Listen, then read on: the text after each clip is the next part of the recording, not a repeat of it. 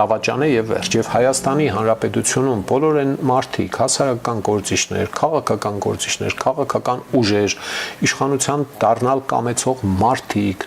քաղաքական խմբեր, որոնք կշարունակեն պնդել, որ Ռուսաստանի Դաշնությունը Հայաստանի դաշնակիցն է, պետք է այս հարցին պատասխանել, էլի, դավաճանել է Ռուսաստանի Դաշնությունը Հայաստանին, թե չի դավաճանել։ Մարդիկ կան ասում են, սկսեց դավաճանել, որովհետև բանը ինչ է անունը,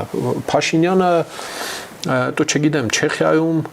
Ադրբեջանը ճանաչեց Ադրբեջանի տարածքային ամբողջականությունը, Արցախը ճանաչեց Ադրբեջանի կազմում 22 թվին։